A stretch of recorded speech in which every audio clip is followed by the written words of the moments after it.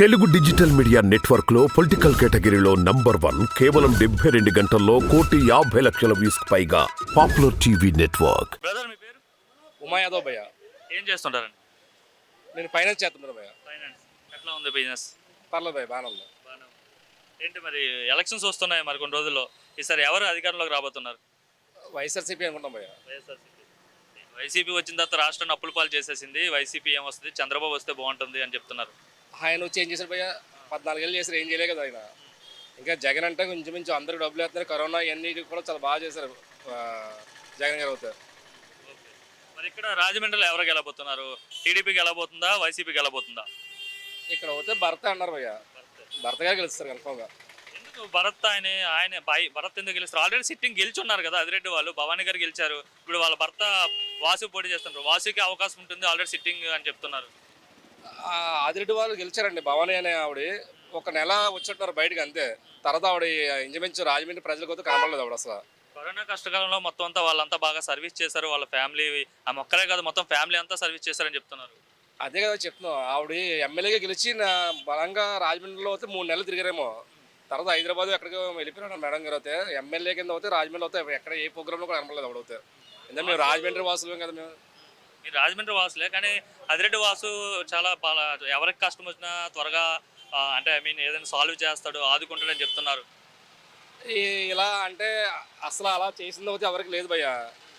చేసింది ఆదిరెడ్డి వాసు గారు అయితే బ్లేడ్ బ్యాచ్లు గట్ట అవుతే ఈ పెట్టి అవుతే వచ్చారు, ఏంటి బెయిల్ పెట్టడం అలాంటివి అవుతే చేశారని చెప్పి అవుతే ఉంది రాజమండ్రి టాక్ అవుతాయి. అంటే మార్గాని భరత్ బ్లేడ్ బ్యాచ్ని ఎంకరేజ్ చేస్తాడు. భరత్ బ్యాక్గ్రౌండ్లో ఉన్న వాళ్ళంతా కూడా బ్లేడ్ బ్యాచ్ వాళ్ళు అని చెప్తున్నారు. భరత్ అన్న వ్యక్తి రాజమండ్రి రూపురేఖలు మార్చాడు భయ్య. ఏం మార్చాడు రాజమండ్రి రూపురేఖలు?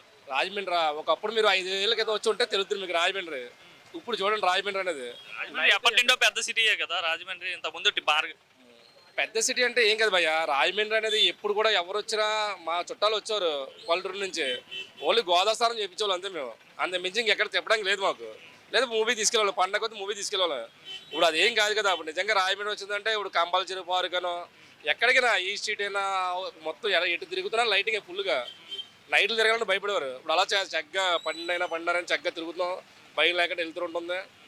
ఏ ప్రాబ్లం లేదు, చక్కగా హ్యాపీగా ఉంది రాజమండ్రి రోజు. నిజంగా ఆయనే చేశాడా? భర్త గారే చేశారు. భర్త గారే చేశారు. ఇంకేం చేశాడు ఆయన రాజమండ్రి గురించి? జనాలు ఎప్పుడు ఉంటారు భయ్య, ఏ సమస్య అయినా వెంటనే స్పందించి ఫోన్ చేస్తారు. ఇప్పుడు ఎవరికైనా కష్టం చెప్పి ఇప్పుడు మా మామూలు నేనే ఎవరైనా తీసుకెళ్ళినా కూడా టక్మని చెప్పాను అనుకో, ఇలా హాస్పిటల్లో చెప్పాలన్నా కూడా టక్మని అందుబాటులో ఉంటారు. మెయిన్ రాజమండ్రి ఎవరికి అందుబాటులో ఉండడు. బాగా డబ్బులు ఉన్నాయి, మొత్తం అంతా ఆ లెవెల్ చూపిస్తాడు ఆయన.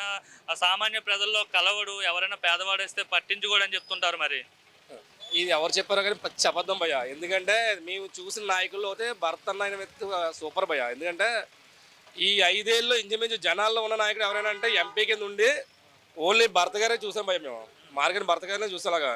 ఎందుకంటే మేము కూడా చాలామంది రాజకీయ నాయకులతో తిరిగాం. హర్ష కుమార్ అని చెప్పి ఇలాగా సుబ్రహ్మణ్యం గారు చాలామంది ట్రావెల్ చేసాం.